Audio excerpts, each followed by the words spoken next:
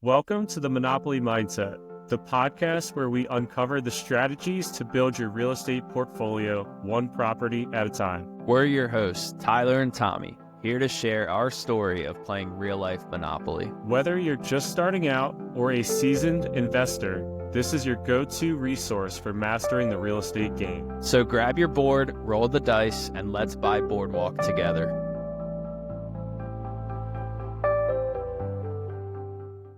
Welcome to the Monopoly Mindset, episode 31.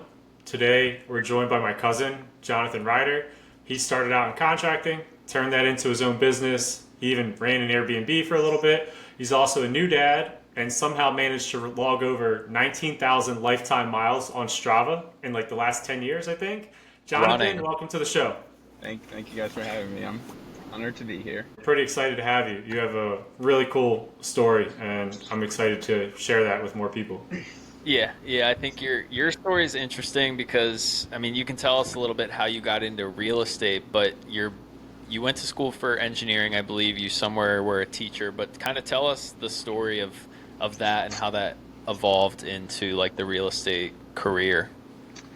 Yeah, so just kind of a little background. I went to Virginia Tech, studied civil engineering there and stuff, and always had a passion for construction and that sort of thing. Did a lot with my dad growing up and stuff, so that's what steered me to civil engineering. So got my degree in that and went to North Carolina and started working behind a desk and stayed there for 1 year and realized it was not for me.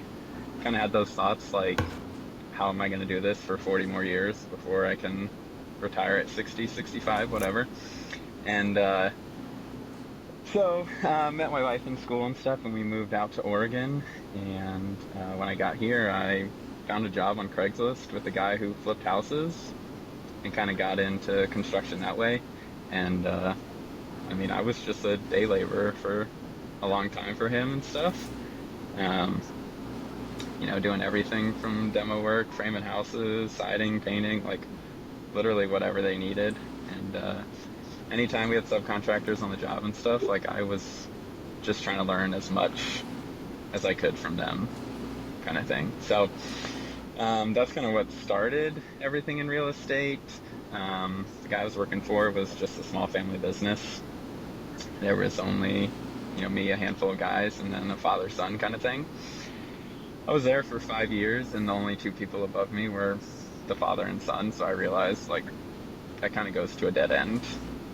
Like, wasn't gonna get promoted above this guy's son, kind of thing. When you were looking for jobs, is that something that you were looking for? Is some sort of job in real estate or like construction per se? Yeah, I think like after working for a year in North Carolina, I realized like I wanted to do something hands-on. I think part of my reason I wasn't happy with engineering was like you were just staring at a computer all day. At the end of the day, like you couldn't physically see progress.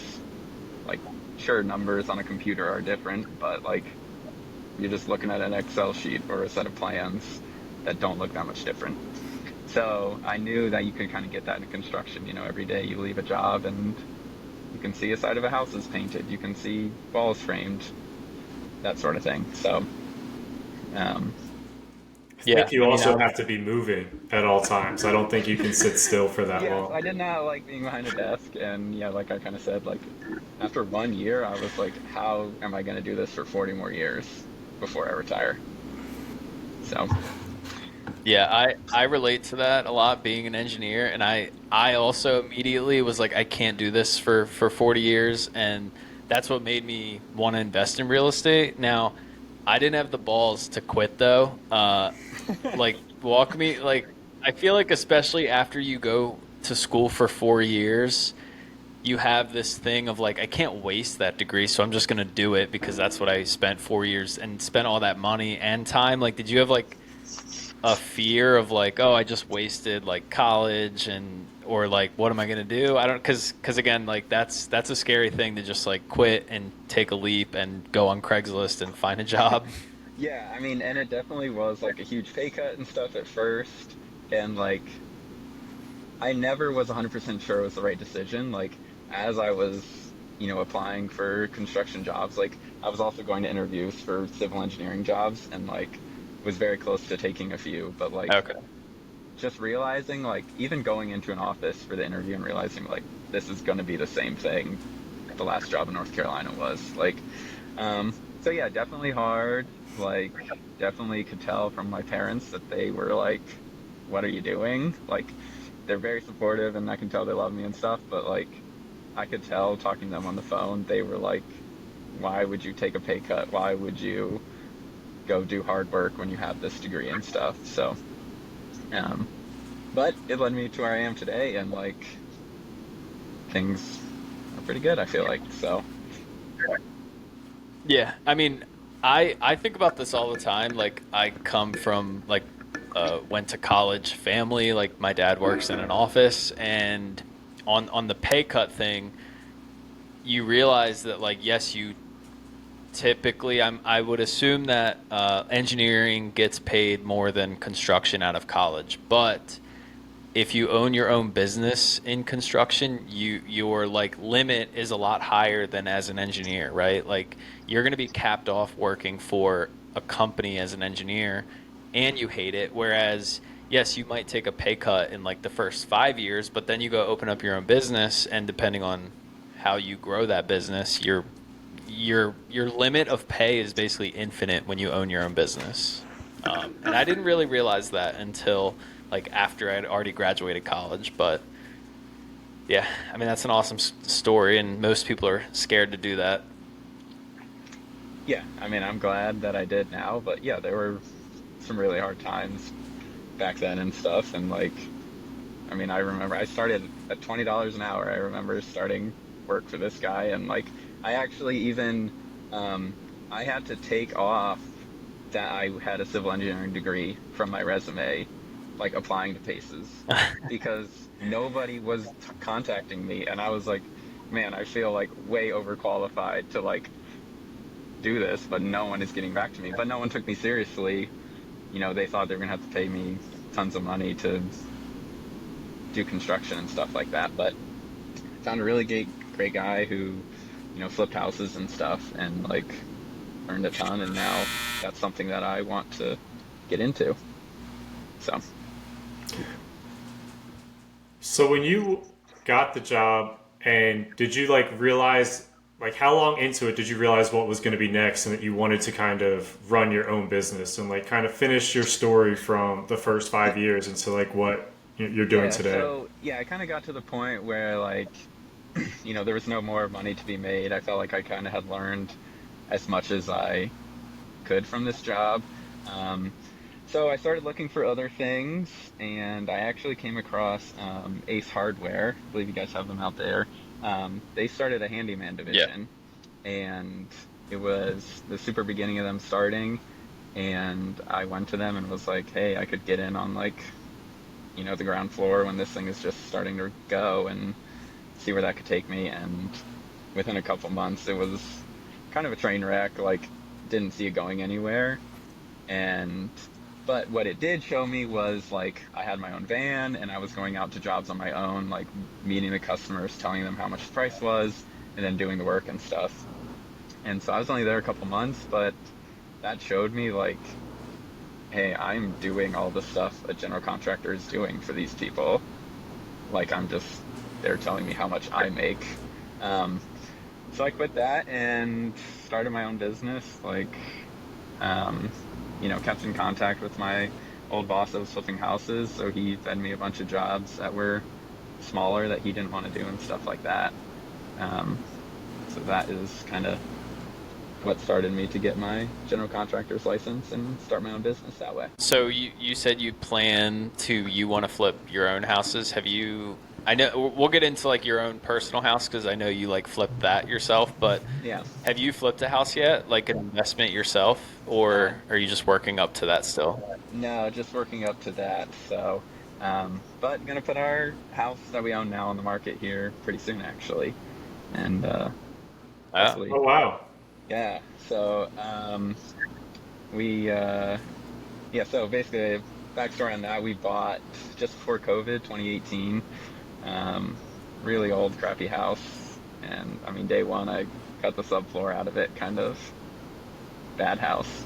Um, yeah, so fixed that whole thing up, and I've kind of been living there with, put it on Airbnb for a year, but we're finishing some things, adding a bathroom, and then gonna put it on the market, and then hopefully take that money we made out and hopefully buy a few houses with it. So that's kind of the And I remember when you were fixing up your house, you guys literally were showering in the river. yeah, we had a little creek in the backyard. We were showering, so I tiled the whole shower and got it all ready. I actually was going to grow out the shower, and I went to turn the water on the house, and there was no water. Like you could just hear the well pump like trying to turn on. So I was like, Hannah, we're gonna shower tomorrow. I'll grout this shower, and then the well pump broke. So yeah, we lived in the whole house during everything, and now Hannah, my wife, will not live through another renovation because it was tough. Something you do in your 20s Yeah. and then don't do again. So Yeah, I keep saying that. I'm saying that right now because we have a shower that we want to well, we have a master bathroom that's like out of commission and we mhm. want to redo it. And I just keep saying, and this is the last time I live in a house while I paint it and do all this stuff because it is exhausting. But I will say we still have another shower that's perfectly fine. Yes, yeah. We would not be showering in a river. I can just tell you that right now. We would not be doing that, and most people would not do that. So it's a Hannah spent a bunch of sacrifice. time jumping in the sassafras as a kid, so Yeah, probably wasn't too much different for her. I feel So like And that. tell tell us a little us, bit. Go ahead. Tell us a little bit about the Airbnb portion. So you lived there, then you moved out and Airbnb'd it. Yeah, so we lived there for 3, 4 years, and then just what 2 years ago put it on Airbnb for the year, just kind of as a test to see how it would do, what would happen, how we liked it and stuff. Very successful. Uh, the hard lesson, not a hard lesson learned there, but lesson learned. Like people always talk about real estate and passive income, and it was not that passive. I mean, we were constantly messaging guests, or first few times we went over there and cleaned it, like, but even, just coordinating with cleaners after that and stuff. Like, there was work to be had. It's something that was always like on the back of our mind too. It was not just a set it and forget it. But financially, I mean, performed pretty well and stuff. I don't know if it was that much better than how that house would have done as a long-term rental. So, um, but yeah, that was our kind of plan with Yeah, the. Air. I was gonna say Airbnb is not passive at all. It is the most amount. I mean, I do think most people say Airbnb is not It's hospitality. It's like running a business more or like a hotel. I have an Airbnb and I have a property manager, so they handle all of the stuff that you and Hannah were doing. Yeah, But they take 25% of revenue. So that's a very large chunk that I'm giving away, but I will say I don't really think about it too often. They don't really reach out to me and they kind of fix small issues without, reaching out to me, but it's a lot of money to give away. So I'm assuming you guys were doing everything. You hire a cleaner, but you guys were kind of managing it yourself, right?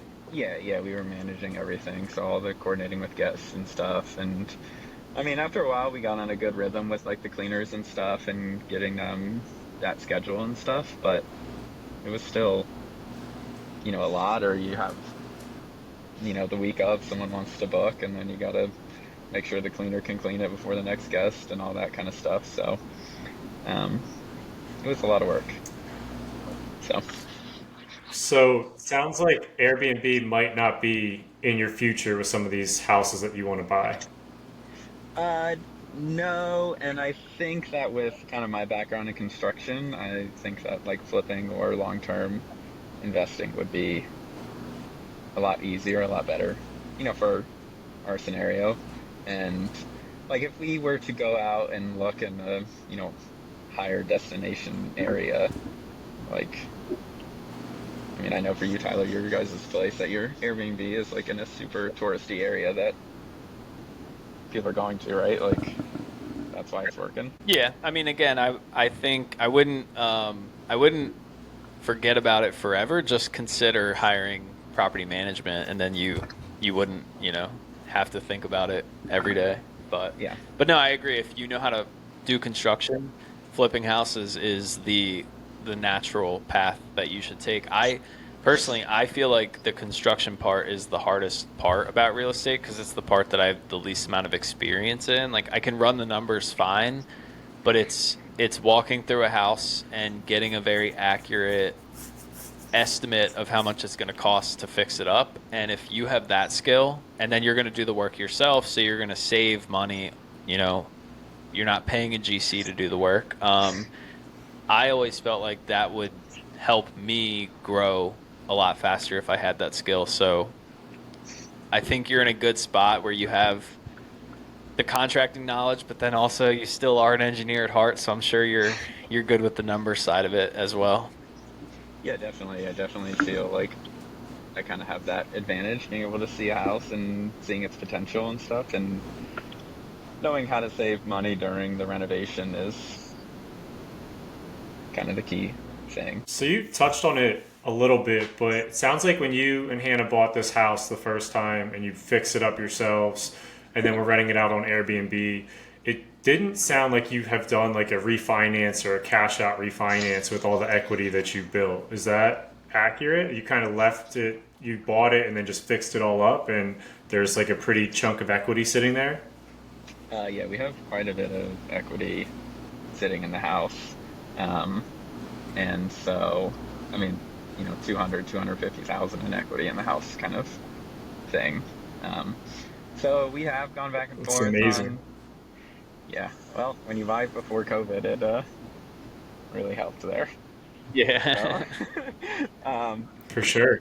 yeah, so we talked a lot, and we were thinking about doing some sort of refinance to take money out, buy something else.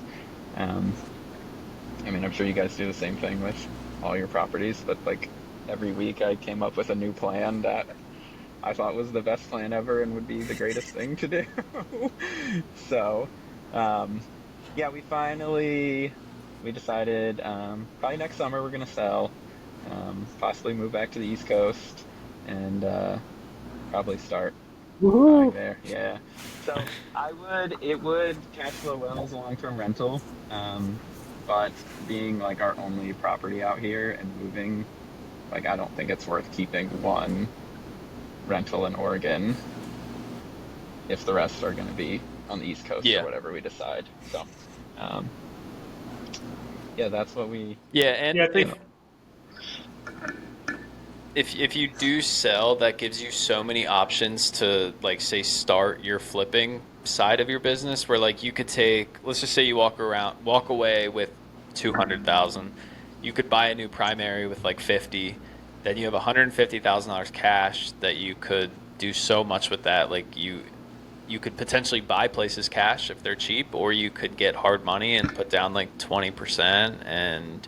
But yeah, I mean, I think that's a pretty good idea if you are moving across the country to not necessarily keep one property unless it's in a destination area and you do short-term rental it. But Yeah, yeah. I mean, they're definitely advantages. The other thing yeah, we're. I was just trying to say I agree with Ty that my only thought is if you were to keep it as a short-term rental, if you could find somebody else to manage it for you, at least I know you and Hannah would most likely want to fly back out to Oregon every once in a while, just because of the lifestyle out there, that you'd have a place that you could go visit from time to time, just as a second option. But I also don't hate just clean cut taking the cash, and then especially like somebody like yourself with the construction background, to Ty's point, getting you extra capital that you can use to start flipping properties is going to help you, slingshot forward. Yeah, definitely. And the other kind of consideration we've had, because it is our primary residence and we've been there for so long, like we get a huge tax break on that and stuff. So that was kind of another consideration we were throwing in there. yeah, that's true. It's 'Cause if you insane. sell it, yeah. Yeah. It's like 30% savings if you sell it now versus wait and then have to pay the taxes on 200,000. A large chunk.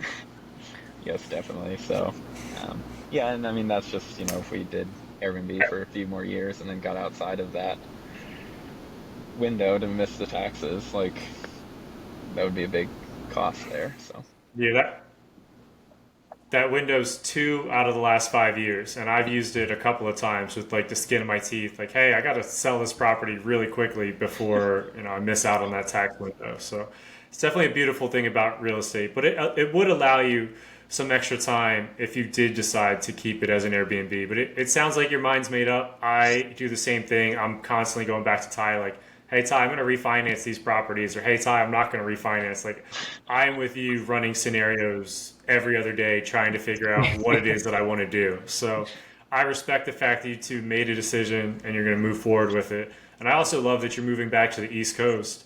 I'm sad that we never got to visit you out in Oregon, but it'll be a lot more fun having you guys on the East Coast and getting able to see you and your family a lot more. So we're excited for that. What part of the East Coast are you leaning towards? probably like North New England area or something, kind of up in the White Mountains, maybe something like that. That's what we're thinking, but we'll Oh see. wow. We have to. So then we're not going to do that much more. It's only about 6 hours from Pennsylvania, so not not too bad. Well, that's better than 40. Sick. Yeah. Yeah. So, um, but yeah, we kind of made that That's decision, awesome. and I'm I sure told Antoinette is thrilled. yeah we made that decision. I told Hannah I would stop running scenarios by her, and we made the decision we're gonna sell, and that's what we're gonna do. So Well, once Awesome. you start getting into flipping houses, I mean, reach out to Tommy and I, because I would love to learn to flip, and even if that meant like going in on an, like if me and Tommy fund the property or something, and you just kind of work as the GC, and then we like split the profit or something, that would be a good way for me and Tommy to get into it, because again, I feel like flipping would allow me to grow a lot faster, but it just seems very difficult right now with house prices and rates and all that. So yeah, I'd be super interested in that, and see how it works out for you. I'm assuming you're gonna flip. Well, yeah, if you're doing the work, you're gonna flip in like New England area, but yeah, I mean, I haven't done a ton of like market research out there yet because we're not 100% sure where we're gonna be, but um, yeah, that's what I would like to do, and hopefully become something that could scale up semi quickly and stuff. I'm sure with your work ethic, you're definitely going to be able to scale it up, but definitely keep tying us in the loop because we're going to be pretty excited to see A, where you end up moving to, and then B, if we can partner in any type of deals. And it's always different to figure out how to structure like with a contractor, but Ty's point's pretty cool of like, hey, let Ty and I come up with the cash, and then like you kind of do the renovations and come up with like an even plan for everybody. But there's a lot of cool strategies that you can come up with you doing the work. So it'll be pretty interesting to see how that works out. Yeah, I would definitely love to partner with you guys on something. I know you guys have had some pretty successful properties and stuff, so that could work out well for all of us. Yeah, so it's been a are lot of you fun. waiting? So are you waiting to like start flipping until you move? I'm guessing you don't want to like start a flip out in Oregon and then move across the country. Yeah, we're probably just gonna wait. So we're fixing our septic at this house right now and adding a bathroom currently. So those are our two kind of big projects ongoing now. And once we get those wrapped up there, then we'll move to the East Coast and yeah, hopefully find something over there. Septic sounds very fun to fix. Yeah, it's pretty pricey one there to get done, but I feel like that's how Yeah. you have to find a deal nowadays is like have to deal with something like that. I mean, we just a couple months ago looked at a house here that we put an offer on that had foundation issues, but I mean, out here in Portland, if you want a house for 300,000, like that's what you get. Like the bathroom addition because that's going to add some extra value to the property too that you're looking to sell. So maybe like for the next year, keep coming up with some of those small value adds that you can keep, adding a couple extra dollars to the property where you're going to make more money when you do go to sell it. Yeah, that's what I told Hannah. I said adding this bathroom will be the most profitable job I've ever done, for Me, I'm adding a bathroom for 3 to 4 grand, and we'll get 30 to 40 grand in equity out of it, kind of thing. So you don't see those returns when you do a bathroom for a customer in their house. Can you do my bathroom for 3 to 4 grand next weekend when you're home for the wedding? Yeah, I'll just do that and then run to the wedding and come right back over and work. All Hey, right. that's not the first time you would fly in and do some work. I know you kind of redid Kevin's kitchen over a weekend or something when you flew in before. Yeah, I So did Kevin's kitchen, and then my parents actually have 2 rental properties in Connecticut, and I did the same thing for them. So, um, yeah, I've done it a few times actually. I didn't know that. Did did they kind of have they had the rentals for a while, or did that kind of influence like your decision to go into like contracting and flipping? No, they're actually pretty recent investments for them. They bought my grandmother's um, neighbor's house went up for sale, and so they bought that. And then when my nana passed away, they inherited her house and stuff and turned it into a rental. So, um, I mean, they're both retired now, pretty late to the game, but they're loving the rental life kind of thing. It's never So, too late. no, it's never too so late. you encourage them to get into real estate. Well, when we actually did our Airbnb, they thought that's what they were going to do with the first house. So we had a lot of talks with them and stuff. Um, they ended with a pretty unique scenario. They're next to a private school, and the private school actually rents from them and uses it to house teachers and stuff like that. Um, so that's what they ended up going That's with. perfect. You can't Yeah. can't get a better deal than that. So good for them. That's pretty cool. Yep. Yeah, worked out pretty well for them. So do you have? And it sounds like it's almost a year out, but I'm just trying to come up with like always trying to forward think like what is maybe the specific plan when you do move. Like I like Ty's idea of using 50 grand or X to buy a primary with like 5 to 10% down.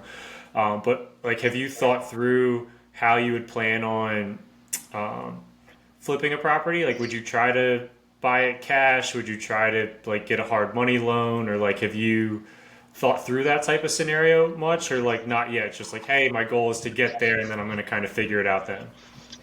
I haven't thought through all the details.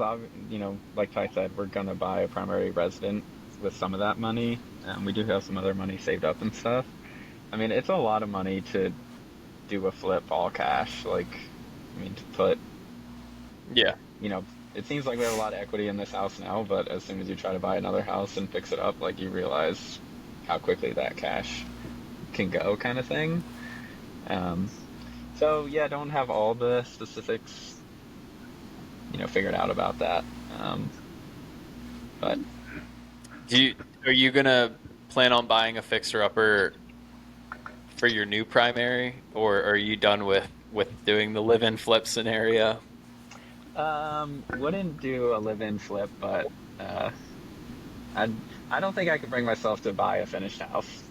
I also like, Yeah, yeah. like knowing Hannah. I mean, we before we came up with this plan, we looked at some houses out here in Portland, and I look at the worst house that can finance, and Hannah looks for a house that she actually wants, kind of thing. And Yeah. but every house we went into, she was like, "Oh, we'll We're just all in the same boat. yeah." But Hannah, every house we went into, she was like, "Oh, we'll just update this kitchen and we'll just do this." And I was like, "Well, if we're gonna do that, we might as well buy my house and just do it how we want it." So, Ty and but Danielle just had the same debate a couple months ago before they bought their house, and I've never seen somebody so sad to be closing on a new house. But Danielle was not; she was not very happy on closing day. But I think she's a lot happier now. So we're excited to fly in for Kevin's wedding, and I get to see Danielle and Tyler's new house for the first time. I think on Friday. oh, nice. So one thing we haven't touched on is you, which again I've told you this before, but it's very inspiring to me as a less than mediocre runner. I don't even know if I consider myself a runner, but you do ultra marathons, which is insane. So how do you balance like owning a business? Because I asked you like work as a contractor for like 8, 10, 12 hours and then you go run 10 miles right after. How do you balance like that? Now you have the baby. I'm sure owning the business is a little stressful. You're still running 8,000 miles a week. Like how do you balance all these things? Yeah, it's been hard. The baby has really thrown a lot into the mix now. Um, but I Yeah. mean, I just try to stay disciplined, stay on a plan. The biggest thing with having our kid, we did like we tried, from the first week to continue to live our lives like how we wanted and stuff. Like, so we never like we tried to never slow down. Obviously, life changes, but just finding new ways to do things and like coming home from work and having dinner, doing computer work or whatever if I needed to, hanging out with our kid, and then when she goes to bed, like get on the treadmill or run or whatever. Like, just, I mean, staying disciplined to find time to do what you want to do, and trying to cut out all the little wasted time when you get home from work and start playing on your phone and you realize you lost an hour there or whatever. Like, cutting that stuff out, I think, is the key to finding time and having time to do what you want to do when you want to do it, kind of thing. Yeah, because an hour for you is probably like 25 miles. So what's the longest run, the longest race that you've done? 136 miles. It's the longest running race I've ever done. Was that the 4 hour or the 4 mile an hour thing? Yeah, a 4 mile loop, and you have to do it every hour, starting on the hour until you stop, until there's one person left. So, um, That's insane. Actually, did you see the one recently that they just quit because it started thunderstorming and they were at like 100 and I don't know if you have any idea what I'm talking about, but there was one of those two guys left, just two guys for like 60 miles or something, and it finally thunderstormed and they both were just like, "Do you want to call it a tie?" But I think they were at like over 200 miles or something, but yeah, that's yeah. insane. 136 is insane. What would be your favorite or hardest race story that you have for us? Um, the hardest race I've ever done was a 24-hour race, and it was a 1 mile loop, and so you were just free to run the 1 mile loop as many times or as long as you wanted. And it was my first time ever doing a time format race instead of a distance format race. And, about 14, 15 hours in, I realized, like, no matter how fast you ran, you still had the same amount of time left as everybody else. So there's, like, nothing you can do to get to that finish line faster, kind of thing. I thought Was you were going that to say the Mont Blanc run that you did, and we were all like watching you on the camera. I thought that was going to be the hardest one. No, I think, like, mentally, it's all a mental game. And so, like, going into that race, like, I thought mentally it was going to be the hardest thing. So I was ready for it. Where the 1 mile loop was pancake flat, I thought it was going to be easy. And so when it got hard, mentally, I was not ready for it. I became like a little baby out there. that also seems just so boring doing. I mean, how many miles did you do? Because the same scenery for 24 hours just seems like hard to stay motivated. Yeah, so I did 108 laps there, so 108 miles. Um, yeah, I mean, it was the same thing over and Easy. over again. So, I think that's more miles than I've ran in my entire life that you've done for one race. But I'll get to 100 one day. Ty's got me into it. I've ran a couple 5Ks recently, so I'm going to keep trying to run it, a little bit more. yeah. Hey, if you run, you're a runner in my book. So, I don't know, your future sister-in-law and I were running, and she looks at me and she goes, "Your heart rate, what do you think it is?" And I look down, I'm like, "Oh, it's at like 175 or like 185, I forget." And she's like, "Tommy, you should probably just start walking. Why don't you head back and just like walk home? I think you're done for the day. You don't want your heart rate to be that high." It's like, "All right, thank you." I was about to pass out, so guess I should have stopped. yeah, you don't want to get to All right, well, I think your that max heart rate. I run the whole time at 170 because I can't I can't run any less than that, or I'll be doing like 15-minute miles. But Yeah. But to Ty's point, trying to wrap up here, I think there's a lot to learn from Jonathan's story. I think a lot of people should persevere the way that you did and kind of have a vision. I think it's so cool and impressive to go to school, get a college degree, apply for a job, getting $20 an hour when a lot of people, including close family members, are saying, hey, what are you kind of doing? And you're like, well, this feels right for me. And I know, again, like how you know with running, like if I come up with a plan and I stick to it, something good is going to come out of it. And it's led you to a completely different lifestyle. You found a lifestyle that you like, that fits who you want to be as a person. You're doing really good work. The money has came once you found something that you were passionate about. You're supporting your family. You now have a child, looking to move closer to the East Coast to be closer to family.